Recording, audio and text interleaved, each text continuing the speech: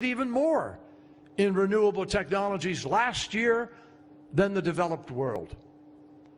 China alone invested more than $100 billion.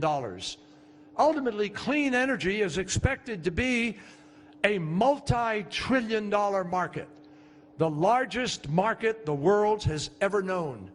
And no nation will do well if it sits on the sidelines, handicapping its new businesses from reaping the benefits of the clean tech explosion. My friends, we are in the midst of a global renewable energy surge. And as a result, in many places, clean energy has already reached cost parity with fossil fuels. Millions around the world are currently employed by the renewable energy industry. And if we make the right choices, millions more people will be put to work. So good things are happening. The energy curve is bending towards sustainability. The market is clearly headed towards clean energy, and that trend will only become more pronounced. Now, for those of us who have been working on this challenge for decades, this really is a turning point. It is a cause for optimism, notwithstanding what you see in different countries with respect to politics and change. In no uncertain terms, the question now is not whether we will transition to energy economy, to a clean energy economy. That we've already begun to do. The question now is whether or not we are going to have the will to get this job done. That's the question now. Whether we will make the transition in time to be able to do what we have to do to prevent catastrophic damage. Ladies and gentlemen, I'm not a Cassandra, you can tell from what I've said, but I'm a realist. Time is not on our side. The world is already changing at an increasingly alarming rate with increasingly alarming consequences. The last time that Morocco hosted the COP was in 2001. And the intervening 15 years have been among the 16 hottest years in recorded history. 2016 is going to be the warmest year of all. Every month so far has broken a record. And this year will contribute its record-breaking heat to the hottest decade in recorded history, which was, by the way, preceded by the second hottest decade, which was preceded by the third hottest decade. At some point, even the strongest skeptic has to acknowledge that something disturbing is happening. We have seen record-breaking droughts everywhere from India to Brazil to the west coast of the United States. Storms that used to happen once every 500 years are becoming relatively normal. In recent years, an average of 22.5 million people have been displaced by extreme weather events annually. We never saw that in the 20th century. Communities in island states like Fiji have already been forced to take steps to relocate permanently because the places they have called home for generations are now uninhabitable. And there are many, many more who know it's only a matter of time before rising oceans begin to inundate their cities. I know this is a lot for anyone to process. Hard to process. That's why I have found that whenever possible, the best way to try to understand and to see whether people are pushing the envelope of thinking on this or not is to see for oneself what is happening. That's why this summer I went to Greenland to visit the incredible Jakobshavn Glacier. Scientists pointed out to me the lines many meters above the water today that mark the glacier's retreat, which it has done more in the past 15 years than it did in the entire previous century. And while I was there, I boarded a Danish naval vessel and I traveled through the ice fjord.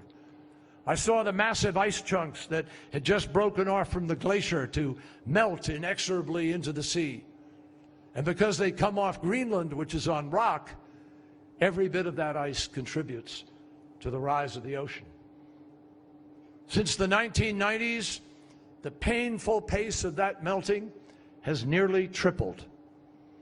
Every day, 86 million metric tons of ice makes its way down that fjord into the ocean. And the total flow that comes off that glacier in a single year is enough water to meet the needs of New York City for 2 decades. But experts in Greenland and elsewhere have always warned me, and they warned me on this trip this summer. If you really want to understand what's happening and what the threat is, go to Antarctica. Nowhere on the planet are the stakes as high as they are on the opposite end of the globe. For half a century, climate scientists have believed the West Antarctic ice sheet is a sword of Damocles hanging over our entire way of life. Should it break apart and melt into the sea, it alone could raise global sea levels by 4 to 5 meters. And the scientists down there described to me how the pressure of the ice and the weight of the ice pushes the entire continent down so that it's grounded on the base of Earth's crust and rock. But that allows warmer seawater to creep in under the glacier and speed up the process of the melting and destabilize the glacier. Antarctica contains ice sheets that are in some places on the East Antarctica ice sheet 3 miles deep. And if all that ice were somehow able to melt away completely because we are irresponsible about climate change, in the coming centuries, sea level would rise somewhere over 100 to 200 feet. That's why I flew last week to McMurdo Station in Antarctica, to meet with our scientists and to understand better what is taking place. I flew by helicopter over the West Antarctic ice sheet. I walked out onto the Ross Sea ice shelf, and I talked with the scientists who are on the front lines. Not people involved in day-to-day politics, but people who are making scientific judgment and doing extensive research. And they were crystal clear. The more they learn, the more alarmed they become about the speed with which these changes are happening. A scientist from New Zealand named Gavin Dunbar described what they're seeing there as the, quote, canary in the coal mine, and warned that some thresholds, if we cross them, cannot be reversed.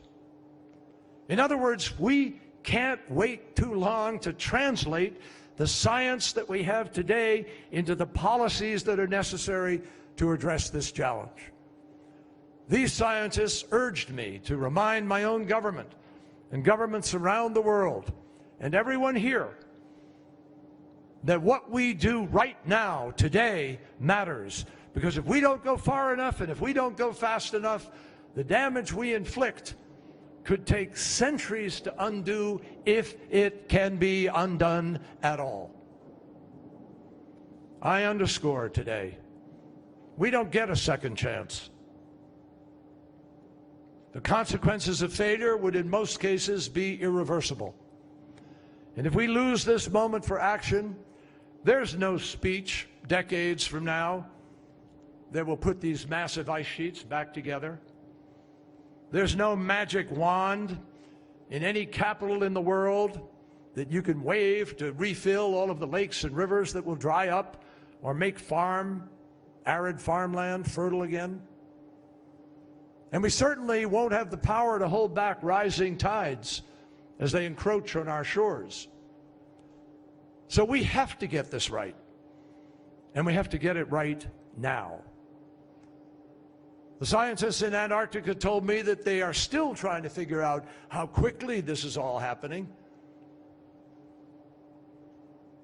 But they know for certain that it's happening. And it's happening faster than we previously thought possible.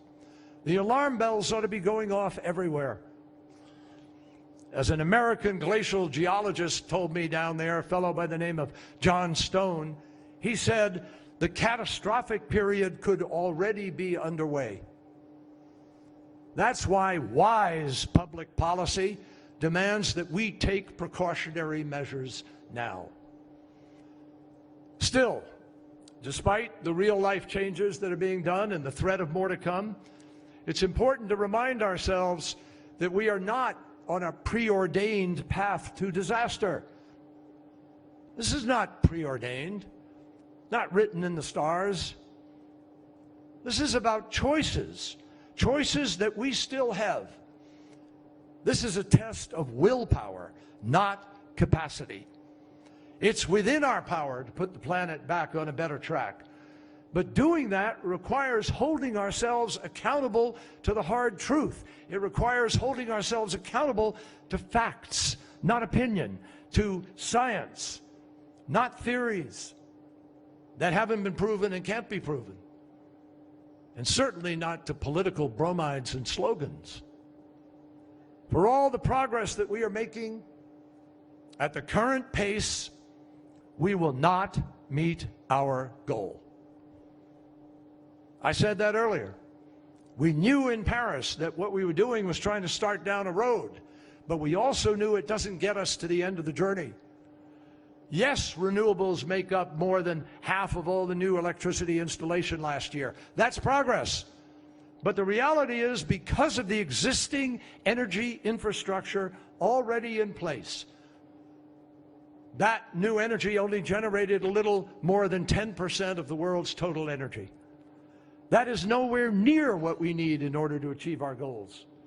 If we're going to have the ability to stave off the worst impacts of climate change, we have to dramatically accelerate the transition that is already starting. We need to get to a point where clean sources are generating most of the world's energy, and we need to get there fast. Certainly, experts tell us by the middle of this century, we have to get there. Now, I've said many times, and I'll say it again today, it is not going to be governments alone, or even principally, that solve the climate challenge. The private sector is the most important player. And already we are seeing real solutions coming from entrepreneurs and academia. It's going to be innovators, workers, and business leaders, many of whom have been hammering away at this challenge for years, who are going to continue to create the technological advances that forever revolutionize the way that we power our world. But, make no mistake, government leadership is absolutely essential. And because today is the last opportunity I will have to address the COP as Secretary of State, I just want to take a moment to underscore the work that government leaders can do and should do, especially the almost 200 nations represented here. Now, we know that we have not come to Marrakesh to bask in the glow of Paris. We've come here to move forward. In doing so, we cannot forget that the contributions we've each made thus far were never meant to be the ceiling. They're a foundation on which we expect to build. And unless our nations voluntarily ratchet up our ambition, and unless we continue to put sustained pressure on one another to act wisely, we will have difficulty meeting the current mitigation needs, let alone holding temperature increases at 2 degrees warming, which science tells us is a tipping point. And if we fall short, it will be the single greatest instance in modern history of a generation in a time of crisis abdicating responsibility for the future. And it won't just be a policy failure. Because of the nature of this challenge, it will be a moral failure, a betrayal of devastating consequence. Now, I know that's not what any of us here signed up for. As Pope Francis said, we received this world as